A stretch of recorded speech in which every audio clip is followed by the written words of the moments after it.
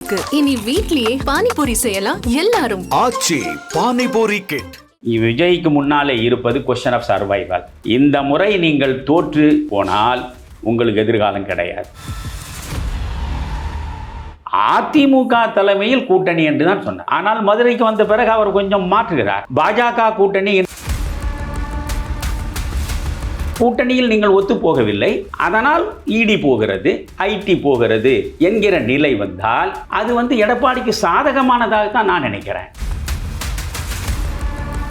நீங்கள் திராவிட முன்னேற்ற கழக ஆட்சியை அகற்றுவதற்கான முனைப்போடு இருப்பதாக இருந்தால் எடப்பாடி தலைமையில் தான் அந்த கூட்டணி அமைய வேண்டும். இப்பொழுதே இவர்கள் குடிமிப்பிடி சண்டை போட்டுக் கொள்கிறார்களே, நாளை இவர்கள் எங்காவது ஒழுங்காக இந்த ஆட்சியில் இருந்து நடத்துவார்களா என்ற சந்தேகம் வாக்காளனுக்கு வரும். மதத்தை வைத்துக்கொண்டு அரசியலை செய்ய பழகினால் அந்த அரசியல் மக்களுக்கு நன்மையை தராது.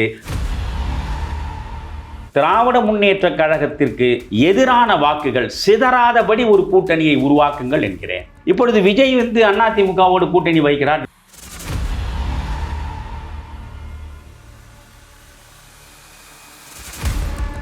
இந்த மாநாட்டில் இப்போ இந்த மாதிரிலாம் இந்த தீர்மானங்கள் போட்டு பெரியாரையும் அண்ணாவையும் விமர்சனம் பண்ணியிருக்காங்க. ஏற்கனவே ஜெயலலிதாவையும் எம்ஜிஆரையும் விமர்சனம் பண்ணி இவர் அண்ணாமலையும் ரொம்ப கடுமையாக விமர்சனம் பண்ணி தான் கூட்டணி உடைஞ்சிது. இப்போ மறுபடியும் இப்படிலாம் பேசி இந்த கூட்டணி 2026 ஜனவரி வரை நீடித்த பிறகு நான் இது குறித்து எதையும் சொல்கிறேன். அப்போ நீங்கள் சொல்கிற பார்த்தா நீடிக்காதுங்கிறீங்களா? இல்லை, எதுவும் நடக்கலாம். Anything may happen at any time. That is politics. இல்லை, இவங்க பிடி அவங்கள்ட்ட இருக்குல்ல. நீங்கள் என்ன பண்ணிவிடுவீங்க? இல்லை, என்ன தான் பண்ணிடுவீங்க? ஐடி, இடி, சிறை, திகார், அதானே எல்லாரும் பண்ணுங்க. அனானப்பட்ட சிதம்பரம் பெரிய மிஸ்டர் கிளீன் மாதிரி எப்படியெல்லாம் கம்பீரமாக அவர் உட்கார்ந்து டெல்லி அரசியல் பண்ணவர், எத்தனை காலம் மத்திய அமைச்சராக உலா வந்தவர், மிகப்பெரிய அறிவுலக மேதை அவர். அவரையே கொண்டு போய் திகாரில் உட்கார வைக்கலையா? திகாரில் உட்கார்ந்ததுனால அவருடைய கிரீடம் போயிடுச்சா? அவரு இருங்க சொல்கிறேன். அதுக்கப்புறமாக அவரும் அந்த கம்பீரமாக தான் அரசியல் பண்ணிருக்காரு. 2G ஊழலில் நிரபராதிகள் என்று இப்பொழுது மொத்தமாக இவர்களை விடுவித்து விட்டார்களா? கனிமொழியும் ஆராசாவையும் இன்றைக்கும் மறு விசாரணை நடந்து கொண்டிருக்கிறது இல்லையா? அவர்கள் என்ன அதை பற்றி கவலைப்பட்டார்களா? அவர்களும் கவலை இல்லாமல் தானே சென்று கொண்டிருக்கிறார்கள். சிறைக்கு போன வெளியே வந்த அத்தனை பேர் ஊழல்வாதிகள், அத்தனை பேர் எங்காவது தலையை தொங்க விட்டு கொண்டு நடப்பதை நீங்கள் பார்த்திருக்கிறீர்களா? அல்லது சிறைக்கு போகும்போது தான் அவர்கள் அழுது கொண்டே போவதை பார்த்திருக்கிறீர்களா? அப்படி ஆகட்டுமே. நான் இப்பொழுது சொல்கிறேன் உங்களுக்கு, நான் இப்பொழுது சொல்கிறேன், உண்மையில் இது மாதிரி ஒரு எடப்பாடிக்கு நம்மோடு ஒத்து வரவில்லை என்பதற்காக எடப்பாடியின் மீது ஒரு இடி எளிதாக உள்ளே போகலாம். அதுக்கான வாய்ப்பு இல்லை என்று நான் மறுக்கவில்லை. ஐடி உள்ளே போகலாம். அப்படி போய் அவர் மீது ஒரு நடவடிக்கை எடுக்கிற பொழுது ஒட்டுமொத்த தமிழ்நாட்டிலும் அனுதாபம் எடப்பாடியின் பக்கம்தான் போகும். காரணம், இது முழுக்க அரசியல் பழிவாங்கும் படலம் என்ற ஒரு முடிவு வந்து விடுவார்கள். ஏனென்றால் கூட்டணியில் நீங்கள் ஒத்து போகவில்லை, அதனால் இடி போகிறது, ஐடி போகிறது என்கிற நிலை வந்தால் அது எடப்பாடிக்கு சாதகமானதாக தான் நான் நினைக்கிறேன். நீங்கள் இதை வைத்துக்கொண்டு பூச்சாண்டி காட்டக்கூடாது. நீங்கள் திராவிட முன்னேற்ற கழக ஆட்சியை அகற்றுவதற்கான முனைப்போடு இருப்பதாக இருந்தால் எடப்பாடி தலைமையில் தான் அந்த கூட்டணி அமைய வேண்டும். ஏனென்றால் நீங்கள் சென்ற நாடாளுமன்ற தேர்தலில் 18 விழுக்காடு வாக்குகளை வாங்கிவிட்டீர்கள். எனவே நான் 18 விழுக்காடு வாங்கிட்டேன், அவர் 20 விழுக்காடு தான் வாங்கியிருக்காரு, அதற்கேற்றாற் போல நீங்கள் இடங்களை பிரியுங்கள் என்று சொன்னால் அது சரியான வியூகம் இல்லை. பிஜேபி கூட்டணி சர்க்கார் இல்லை. தமிழ்நாட்டில் உங்களுக்கு இருக்கக்கூடிய தொண்டர்கள் எத்தனை பேர்? அதிமுகவில் உள்ள தொண்டர்கள் எத்தனை பேர்? குமரி மாவட்டத்தின் கடைசி முனையிலிருந்து தமிழ்நாடு முழுவதும் அதிமுகவின் தொண்டர்கள் பரவி கிடக்கிறார்கள் இல்லையா? அதிமுக என்பது இன்னும் சொல்ல போனால் திராவிட முன்னேற்ற கழகத்தை விட வலிமையான கட்சி அது. அப்படி வளர்த்து வைத்து விட்டு போயிருக்கிறார் ஜெயலலிதா. அதில் 1000 பிரச்சனைகள் வந்தாலும் எப்படியோ எடப்பாடி அதை ஒழுங்குபடுத்தி அதை தன் பக்கம் ஈர்த்து வைத்து கொண்டிருக்கிறார். எனவே நீங்கள் தொகுதி உடன்பாடு வரை வைத்துக் கொள்ளுங்கள். பிரச்சனைகள் வரப்போகின்றன, நான் நிச்சயமாக சொல்கிறேன். நீங்கள் எனக்கு பாஜக தலைவர்கள் என்னுடைய நண்பர்கள் தான். பாஜக தமிழ்நாட்டில் வளர்வது என்பது ஐயோ தமிழகமே அத்தோடு இருட்காடாக மாறிவிடும், தமிழகமே இரத்த வெள்ளத்தில் மூழ்கிவிடும் என்பது போன்ற பாவனைகளை எல்லாம் நான் ஒரு காலம் ஏற்க மாட்டேன். எத்தனையோ கட்சிகள் இருக்கின்றன. சீமானே ஒரு கட்சியை இனத்தின் பெயரால், மொழியின் பெயரால் அவர் பேசி ஒரு பக்கம் நடத்துகிற நிலையில், அவருக்கு ஒரு அனுமதி இருக்கிற நிலையில் மதத்தின் பெயரால் ஒரு கட்சி நடந்து கொண்டிருக்கிறது. முஸ்லீம் லீக் என்பது ஒரு மதத்துக்காக தான் நடத்தப்படுகிறது. அப்ப மதத்தின் பெயரால் ஒரு கட்சி நடக்கிறது இல்லையா? அதுபோல இதுவும் மதத்தின் பெயரால் ஒரு பக்கம் நடந்து போகினால் நாடு ஒன்று கெட்டு போகாது. ஆனால் மக்கள் எப்பொழுதுமே மதத்தை வைத்துக்கொண்டு அரசியலை செய்ய பழகினால் அந்த அரசியல் மக்களுக்கு நன்மையை தராது, மாறாக மக்களிடம் அமைதியின்மையை கொண்டு வந்து சேர்க்கும், முன்னேற்றத்திற்கு தடைக்கல்லாக நிற்கும், மக்களுடைய முழுமையான வளர்ச்சி திட்டங்கள் அனைத்தும் பாழ்படும். அதனால் இணக்கமான ஒரு சமூகம் இருந்தால்தான், அந்த சமூகத்தில் அமைதி காக்கப்பட்டால்தான் எல்லா விதமான வளர்ச்சிகளையும் நம் கண் முன்னால் பார்க்க முடியும். அதனால் நீங்கள் தொகுதி உடன்பாடு என்று வைத்துக் கொண்டாலும் கூட சரி. முதலில் அமித்ஷா சொன்னது என்ன? அதிமுக தலைமையில் கூட்டணி என்று தான் சொன்னார். ஆனால் மதுரைக்கு வந்த பிறகு அவர் கொஞ்சம் மாற்றுகிறார். பாஜக கூட்டணி என்று 2 முறை திரும்ப திரும்ப சொல்லுகிறார். தேசிய ஜனநாயக முன்னணி கூட்டணி, பாஜக அதிமுகவும் என்கிறார். முதலில் பாஜகவை தான் சொல்றார். அகில இந்திய அளவில் நீங்கள் நாளைக்கு நாடாளுமன்ற தேர்தல் நடக்கிறது என்று வைத்துக் கொள்ளுங்கள். நீங்கள் பாஜக அதிமுக கூட்டணி தான் அது. ஏன்னா அகில இந்திய அளவில் பெரிய கட்சி பாஜக. மந்திரி சபையில் இடம் கேட்பாங்க போல இருக்கு பிஜேபி. அது பின்னால நான் என்ன எனக்கு சிரிப்பு தான் வருது. இதெல்லாம் முதல்ல ஏதோ இவர்களுக்கு ஆட்சியை எடுத்து கையில் கொடுத்து விட்டா மாதிரியும், அதுக்கு பிறகு அந்த ஆட்சியில் யார் யார் இடம் பெறும். முதல்ல ஆட்சி வரட்டையா. ஆட்சி என்ற ஒன்று உங்கள் கையில் வருகிற வரையில் நீங்கள் கூட்டணி ஆட்சி தான் என்று சொல்லவோ அல்லது கூட்டணி ஆட்சியில் நாங்களும் இருப்போம் என்று சொல்லவோ முயன்றால் அது எதிர்வினைவைத்தான் உருவாக்கும். புரிகிறதா? இப்பொழுதே இவர்கள் குடிமிப்பிடி சண்டை போட்டுக்கொள்கிறார்களே, நாளை இவர்கள் எங்காவது ஒழுங்காக இந்த ஆட்சியில் இருந்து நடத்துவார்களா என்ற சந்தேகம் வாக்காளனுக்கு வரும். இதைத்தான் திராவிட முன்னேற்ற கழகம் ஆவலாக எதிர்பார்த்து கொண்டிருக்கிறது. ரெண்டாவது, நீங்கள் சொல்கிறீர்கள் அண்ணா அமைத்த கட்சி பிஜேபியோடு போகிறது அது இதுன்னு ஏதோ பேசாதீங்கன்ற. ஏன்னா நம்முடைய மரியாதைக்குரிய மாண்புமிகு RS பாரதி சட்டமேதை அவர் இப்பொழுது சொல்கிறார், அண்ணாவை கொடியில் வைத்திருக்கக்கூடிய நீ அண்ணாவை கேவலப்படுத்திய அந்த இடத்தில் உட்கார்ந்து கொண்டிருக்கிறாயே, அப்படியானால் உனக்கு உன் உடம்பில் ஓடுவது என்ன ரத்தம் என்று அவர் கேட்கிறார். ரொம்ப கடுமையாக நாகரிக குறைவான நரகல் நடையில் அறிக்கைகளை தருவதும் வாய் திறந்து பேசுவதுமாக இன்றைக்கு திராவிட முன்னேற்ற கழகத்தில் ஒரு மனிதர் புறப்பட்டிருக்கிறார். அவர் இந்த தாம்பரம் இந்த பல்லாவரம் கண்டோன்மெண்ட்டுக்குள்ளேயே நீண்ட காலம் வாழ்வை நடத்திவிட்டவர். அவருக்கு திடீரென்று ஒரு முக்கியத்துவம் கிடைத்தது. ஒரு முறை ராஜ்யசபாவுக்கும் போனார்.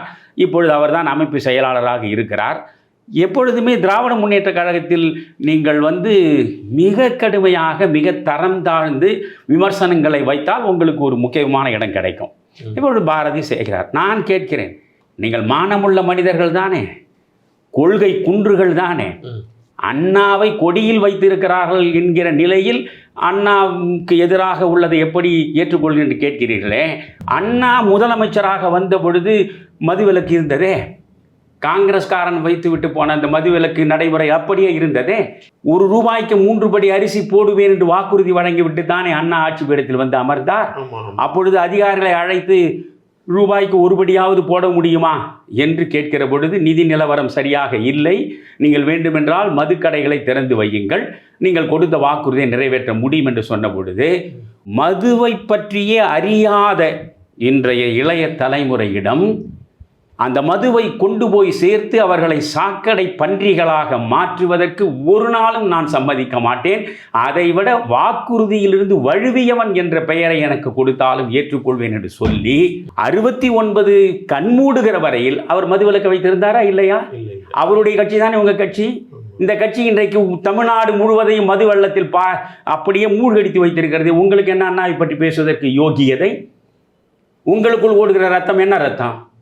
எப்பொழுதுமே திமுக அதிமுகவை விமர்சிக்கிற போது அதற்கு முன்பு என்ன நடந்தது என்பதை எல்லாம் யோசித்து இந்த விமர்சனத்தை நாம் வைத்தால் திரும்ப நமக்கு எதிரான விமர்சனம் வருமா வராதா என்று சிந்திக்க பார்க்க வேண்டும். கண்ணாடி வீட்டிலிருந்து கல்லெறியக்கூடாது. இது மாதிரியான விஷயங்கள் எடப்பாடி சொல்ல போகலாம், அதிமுகவில் உள்ளவர்களுக்கு தெரியாமல் இருக்கலாம், தமிழறிமணியன் போன்றவர்களுக்கு நிச்சயமாக தெரியும். 2 தரப்புமே மறந்து போயிடுவாங்க மக்கள் நினைச்சு பேசுறாங்க. பப்ளிக் மெமரி ஷார்ட் என்பது உண்மை. ஆனால் நான் கேட்பது அண்ணாவை அழைத்து என்ன பயன் கேட்கிறேன். நீ எந்த வகையில் அண்ணாவின் கொள்கை? அண்ணா வாரிசு அரசியலை உருவாக்கினாரா? நீங்கள் நடத்துவது வாரிசு அரசியல் தானே. அண்ணா ஒரு 10 காசு கொள்ளையடித்து சொத்து சேர்த்தாரா? அண்ணா தன்னுடைய மனைவிக்கு முக்கியத்துவம் கொடுத்தாரா? யோசியுங்கள். எந்த வகையில் அண்ணாவை பற்றி பேசுவதற்கு உங்களுக்கு யோக்கியதை இருக்கிறது? நீங்கள் போய் திராவிட முன்னேற்ற கழகம், அண்ணா திராவிட முன்னேற்ற கழகத்தை பெயரை அண்ணா என்று வைத்திருக்கிறாயே, கொடியில் அண்ணாவை வைத்திருக்கிறாயே, ஆனால் அந்த அண்ணாவை பழிக்கிற போது நீ பார்த்து கொண்டிருந்தாயே என்று கேட்க உங்களுக்கு என்ன யோக்கியதை என்பதுதான் என் கேள்வி. இப்போ இந்த அலையன்ஸ் இருக்குல்ல, இந்த அலையன்ஸ் சிறுபான்மை ஓட்டுங்கிறது முழுக்க முழுக்க டிஎம்கே பக்கம் தான் போகும் போல இருக்கு. அது எப்படி சொல்றீங்க? ஆமா, சிறுபான்மை ஓட்டு அப்படி. அது விஜய் கட்சியை தொடங்குவதற்கு முன்பு வரை இருந்த நிலைமை. சரி, விஜய் கட்சியை தொடங்கிவிட்ட பிறகு, விஜய் களத்திற்கு வந்து விட்ட பிறகு 100 விழுக்காடு சிறுபான்மை வாக்குகள் திராவிட முன்னேற்ற கழகத்தின் பக்கம் செல்வதற்கான வாய்ப்பு கிடையாது. சிறுபான்மை ஓட்டு பெரும்பாலும் அங்க விஜய் பக்கம் போகுங்கிறீங்க. பெரும்பான்மை என்பது இஸ்லாமியர்கள் வாக்குகள் பெரும்பான்மையாக வருமோ இல்லையோ நமக்கு தெரியாது. கிறிஸ்துவர்கள் ஒட்டுமொத்தமாக இந்த பக்கம் திரும்பினால் அதில் நீங்கள் வியப்படைவதற்கு ஒன்றும் இல்லை. அதாவது கிறிஸ்துவர்கள் திராவிட முன்னேற்ற கழக ஆட்சி இருந்தால் நமக்கு நலன் கிடைக்கும் என்று நம்புகிற நிலையில் தொடர்ந்து வாக்களிக்கிறார்கள். இப்பொழுது நம்மை சார்ந்தவன், நம்மில் ஒருவன், நம் மதத்தை சார்ந்தவன், அவனே முதல்வராக வர வாய்ப்பு இருக்கும் என்றால் அவனுக்கு பின்னால் இருப்பதுதானே நமக்கு நல்லது என்று அவர்கள் முடிவெடுத்தால் அதில் ஒன்றும் ஆச்சரியப்படுவதற்கு எதுவும் இல்லையே. விஜய் தனியாக தான் இருப்பான்னு நினைக்கிறீங்களா அல்லது இல்லை. அதாவது கூட்டணி பற்றி மட்டும் என்னிடம் அதிகமாக கேள்வி கேட்காதீர்கள். நான் குருவி ஜோசியம் சொல்பவன் இல்லை. ஏனென்றால் இவையெல்லாம் மாறக்கூடியவை. விஜய் இழுக்கிறது ரொம்ப கடுமையான முயற்சி நடக்கும். ஒரு வலிமையான கூட்டணி இப்பொழுது நானே தெளிவாக சொல்கிறேன். தமிழருவி தர்பாரில் கூட நான் சொல்லியிருக்கிறேன். நீங்கள் அதிமுக பிஜேபி என்பது வலிமையான கூட்டணி இல்லை. வெறுமனே அதிமுக பிஜேபி மட்டுமே கூட்டணி அமைத்து அங்கே இந்த உரசல் இருக்கும். திராவிட முன்னேற்ற கழக கூட்டணியில் உரசல் இருக்கும். ஒருவர் 12 கேட்கிறார், ஒருவர் 15 கேட்கிறார், ஒருவர் 20 கேட்கிறார் என்பதெல்லாம் நான் உங்களுக்கு தெளிவாக சொல்கிறேன். இப்படி கேட்பவர்களுக்கு ஸ்டாலின் அவர்கள் உட்கார வைத்து, நீங்கள் 6 இடம் கொடுத்தேன் நான் போன முறை, இந்த முறை ஒரு இடம் கூடுதலாக கொடுக்கிறேன், 7 இடங்களை வைத்துக் கொள்ளுங்கள். தொகுதிகளை கொடுப்பதில் தான் எனக்கு பிரச்சனை, உங்களுக்கான பணத்தை கொடுப்பதில் எனக்கு எந்த பிரச்சனையும் இல்லை. போன முறை 25 கோடி கொடுத்தேன் உங்களுக்கு, இந்த முறை 50 கொடுக்கிறேன், இல்லை 100 கொடுக்கிறேன். ஏனென்றால் எல்லையற்ற பணம் குவிந்து கிடக்கிறது. பணத்தை கூட்டி தொகுதியை குறைத்து அவர்களை தன்வசப்படுத்த முடியும் என்று திராவிட முன்னேற்ற கழக தலைமை நினைக்கிறது என்றால் அதில் உண்மை இருக்கிறது. அதனால் அந்த பக்கம் கூட்டணி என்பது பெரிதாக உடைந்து சிதறி வெளியே வரும் என்று சொல்வதை நான் இன்று வரை நம்பவில்லை. பட் விஜய் அதிமுக கூட்டணிக்குள்ள வந்தால் தானே ஒரு வாய்ப்பு. திமுகவை எதிர்த்து ஒரு பலமான. நான் சந்திரசேகர், நான் தெளிவாக சொல்லிவிட்டேன். எனக்கு எந்த சொந்த ஆதாயத்திற்காகவும் நாக்கியாகம் நடத்துபவன் நான் இல்லை. நான் தெளிவாக சொல்றேன். உண்மையில் தமிழ்நாட்டில் பல கட்சிகள் இருக்கின்றன. திராவிட முன்னேற்ற கழகத்தோடு உரசி கொண்டு தோளோடு தோள் உரச உட்கார்ந்து கொண்டிருக்கிற கட்சிகள் உட்பட நான் சொல்கிறேன், உங்கள் அனைவருக்குமே மக்கள் நலன்தான் முக்கியம் என்றால் தமிழகத்தின் நலனை காப்பதற்கும் தமிழகத்து மக்களின் வளத்தை மேம்படுத்துவதற்கும் தான் நான் அரசியலை நடத்துகிறேன் என்று நீங்கள் சொல்வதானால், இன்றைக்கு உங்கள் முன்னால் இருக்கக்கூடிய ஒரே கடமை இதுவரை காணாத ஒரு அவலம் நிறைந்த ஊழல் செறிந்த மக்கள் விரோத ஆட்சியை அகற்றுவதை தவிர வேறு எதுவும் கிடையாது. அதனால் முடிந்த வரையில் திராவிட முன்னேற்ற கழகத்திற்கு எதிரான வாக்குகள் சிதறாதபடி ஒரு கூட்டணியை உருவாக்குங்கள் என்கிறேன். இப்பொழுது விஜய் அதிமுகவோடு கூட்டணி வைக்கிறார் வைத்துக் கொள்ளுங்க. அதைத்தான் நான் சொல்றேன். நீங்க நீண்ட காலம் பத்திரிகையாளராக இருந்தவர் தானே. 1967 அண்ணாவும் ராஜாஜியும் சேர்ந்து கூட்டணி வைத்துக் கொண்டார்களே. அண்ணாவுக்கும் ராஜாஜிக்கும் எள்மூக்கின் முனையளவாவது கொள்கையில் உடன்பாடு உண்டா? வாஜ்பாயோட கூட்டணி வைத்தார்கள். அதை நான் கேட்பது, இப்ப விஜய் யோசிக்க வேண்டும். அன்றைக்கு ஒரு திராவிட முன்னேற்ற கழகம் அதற்கு முற்றிலும் எதிரான ஆரியர் என்றும் பிராமணர் என்றும் குல்லுகப்பட்டர் என்றும் இழித்தும் பழித்தும் அன்றாடம் தூற்றப்பட்ட ராஜாஜி, புரிகிறதா? இந்த பக்கம் அவர்களோடு சேர்ந்து ராஜாஜியை கேபிட்டலிஸ்ட் முதலாளித்துவ ஏஜென்ட் என்று மேடைதோறும் முழங்கிய கம்யூனிஸ்டுகள், அவர்கள் அந்த கூட்டணியில் ராஜாஜிக்கு பக்கத்திலே இருக்கிறார்கள். மத அரசியல் என்பது என்றைக்கும் நடக்கக்கூடாது என்பது கம்யூனிஸ்ட் கோட்பாடு. அந்த முஸ்லீம் லீக் அங்கே இருக்கிறது.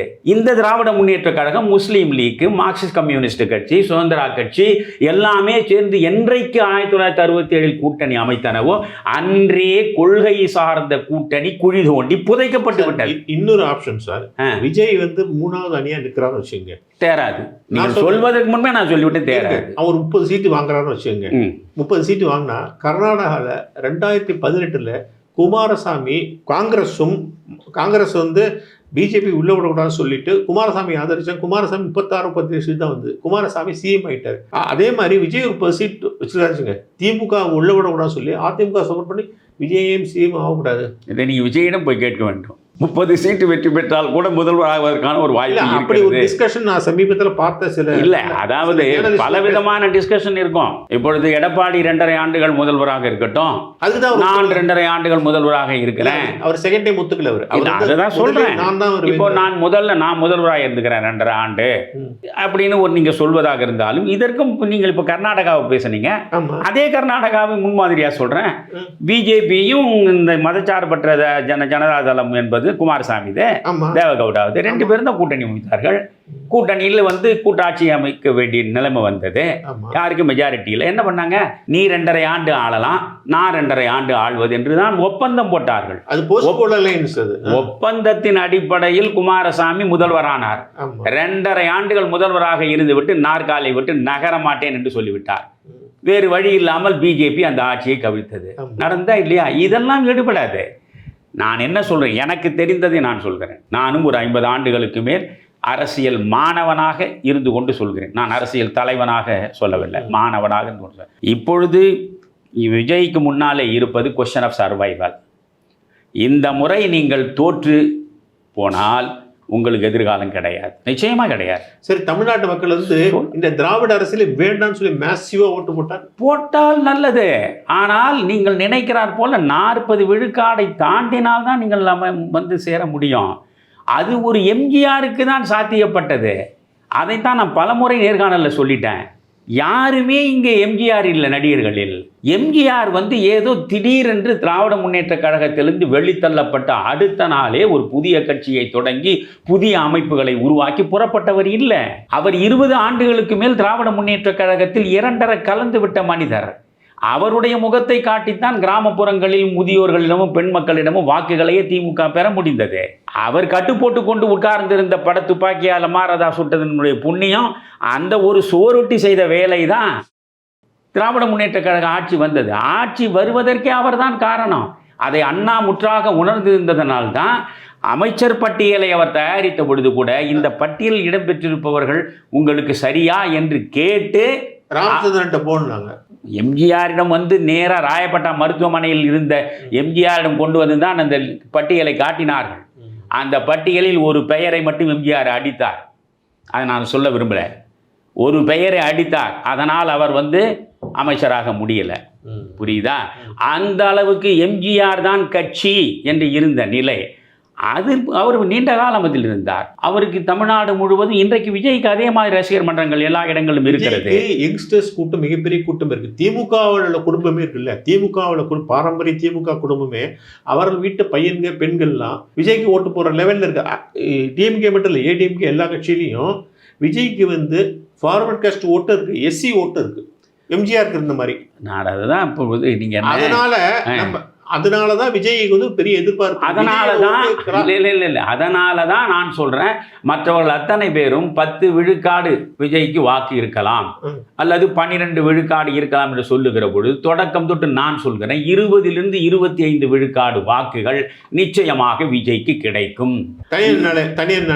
தனியார் நின்னாலும் இது கிடைக்கும். 20 விழுக்காடு வாக்குகள் தனியாக நின்னாலும் விஜய்க்கு கிடைக்கும். ஆனால் அது விழலுக்கு இறைத்த நீரா, அது நம்பர்ஸ்ல வராது, விழலுக்கு இறைத்த நீராகும். இப்படி விஜயகாந்த் தனியாக நின்றார், அவர் மட்டும் விருதாச்சலத்தில் வென்றார். மற்றபடி எங்கேயும் அவர்கள் வெற்றி பெற முடியவில்லை. அந்த நிலை விஜய்க்கு வரும். புரிகிறதா? அதனால் வந்து விஜய்க்கு இன்றைக்கு நாளைய அரசியல், விஜய்க்கு வயது இருக்கிறது. இப்பொழுது வந்து இன்னும் ஒரு 20 ஆண்டுகள் பொறுத்து இவர் திரைப்பட உலகத்தை விட்டு வந்தால் கூட ஏற்றுக்கொள்வதற்கு மக்கள் தயாராக இருக்கிறார்கள். இப்பொழுது 96 ரஜினிக்கு எப்படி இருந்ததோ அந்த ஃபேன் ஃபாலோயிங், ஒரு வெறிபிடித்த ரசிகர் கூட்டம் அது இன்றைக்கு விஜய்க்கு இருக்கிறது. நான் என்ன சொல்கிறேன், ஃபஸ்ட்டு ஓட்டர்ஸ் அத்தனை பேரும் நீங்கள் கணக்கெடுத்து பார்த்தீங்கன்னா இப்பொழுது ஒரு ஒரு கல்லூரியை நடத்தக்கூடியவர் என்னிடம் ஒரு அரை மணி நேரத்துக்கு முன்பு பேசி கொண்டிருந்தார். அவரே சொல்கிறார், ஐயா இந்த கல்லூரியில் படிக்கக்கூடிய பிள்ளைகள் விஜய் என்ற ஒரு பெயர் போகிற போக்கில் சொல்லப்பட்டாலே பொங்கி எழுகிறார்கள் என்று. அதனால் பெரும்பான்மை கல்லூரி மாணவர்கள், பெரும்பான்மை ஐடி ஊழியர்கள், பெரும்பான்மை முதல் வாக்காளர்கள், பல பெண் மக்களும் இன்றைக்கு நீங்கள் கிராம அளவில் பார்த்தால் பெண் மக்களே விஜய்க்கு வாக்களிப்பதற்கு இன்றைக்கு தயாராகி கொண்டிருக்கிறார்கள். அதனால் இதையெல்லாம் பார்க்கிற பொழுது இவையெல்லாம் விஜய்க்கான ப்ளஸ். ஆனால் விஜய்க்கான மைனஸுகளையும் நீங்கள் பார்க்க வேண்டும். அந்த மைனஸுகள் அனைத்தும் பெரிதாக்கப்படும் திராவிட முன்னேற்ற கழக ஊடகங்களால். இப்பொழுது நான் ஒன்று சொல்கிறேன், நேற்றைக்கு முன்தினமும் அவருக்கு பிறந்த நாள் இல்லையா? அந்த பிறந்த நாளுக்கு தமிழ்நாடு முழுவதும் இருக்கக்கூடிய தொண்டர்கள் அத்துணை பேரும் ஏதோ